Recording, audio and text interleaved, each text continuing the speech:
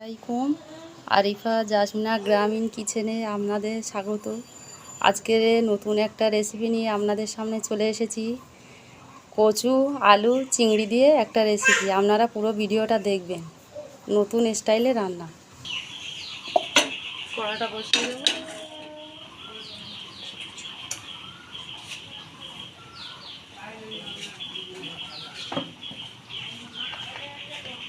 কড়া গরম হয়ে গেছে, তেল দেব।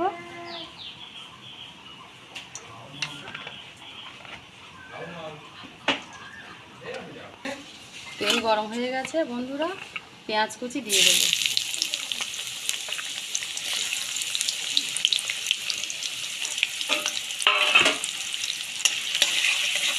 পেঁয়াজটা ভাজা ভাজা করে নেব।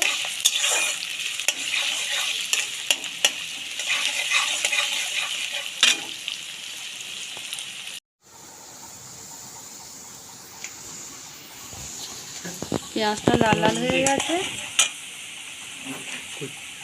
কেটে ধুয়ে রাখা চিংড়ি মাছ ঢেলে দেবো।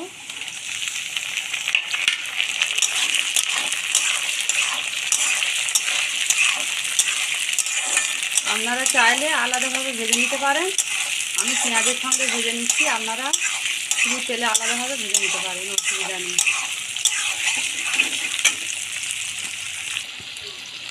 বন্ধুরা, চিংড়ি মাছের মাথা পেস্ট করা দিয়ে দেব।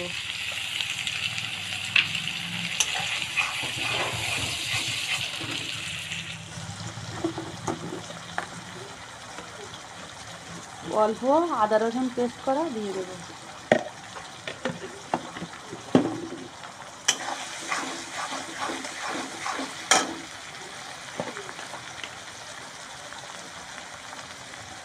স্বাদ মতো লবণ দিয়ে দেবো।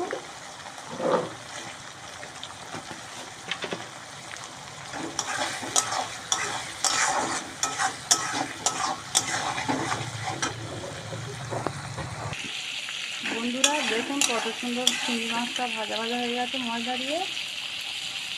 হলুদের গুঁড়ো দিয়ে দেবো পরিমাণ মতো, একটা চামচ হলুদের গুঁড়ো।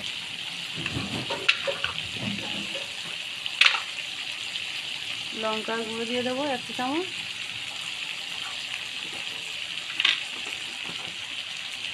দিয়ে এভাবে নাড়তে থাকবো।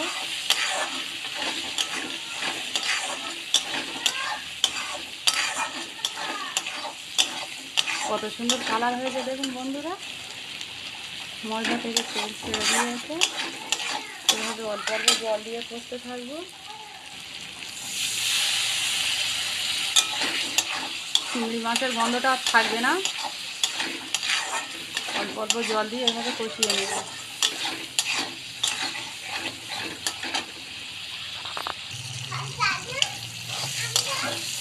বন্ধুরা দেখুন মশলা থেকে তেল ছেড়ে দিয়েছে। কেটে ধুয়ে রাখা আলু আর কচু একসঙ্গে করে ধুয়ে নিয়েছি, ঢেলে দেব।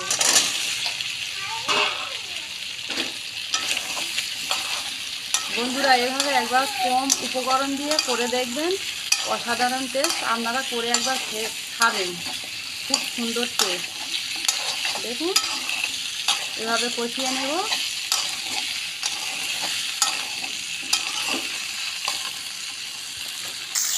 বন্ধুরা অল্প অল্প জল দিয়ে দেব, সামান্য জল দিয়ে কষতে থাকবে এভাবে।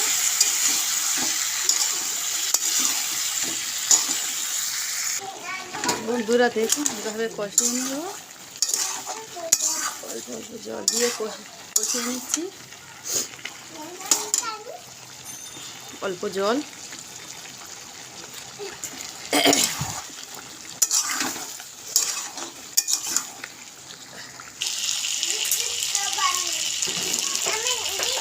বন্ধুরা এভাবে কষতে থাকবে।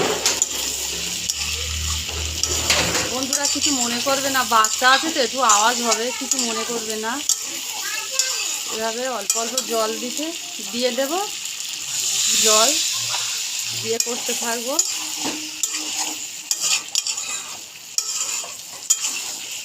বাড়িতে এভাবে কচু চিংড়ি এভাবে রান্না করে খেয়ে দেখবেন বন্ধুরা, খুব কম উপকরণে অসাধারণ টেস্ট।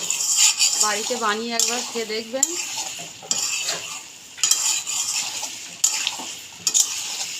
এভাবে কষতে থাকবো।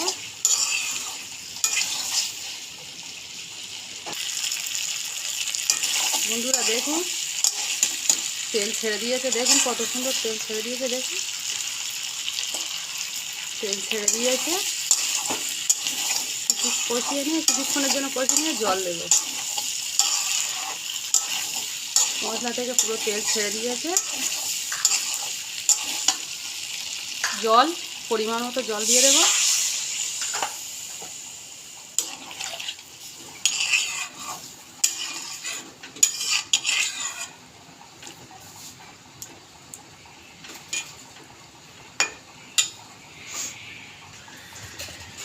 কিছুক্ষণের জন্য চাপা দিয়ে দেব।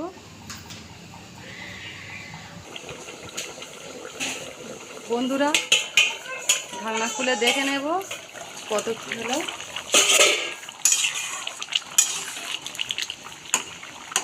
সিদ্ধ হয়ে গেছে ভালো করে, দেখুন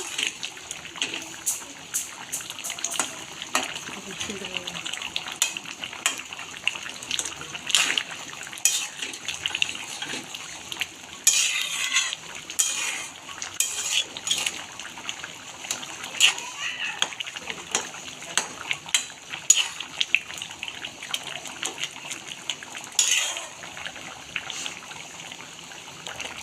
বন্ধুরা দেখুন রেসিপিটা হয়ে গেছে।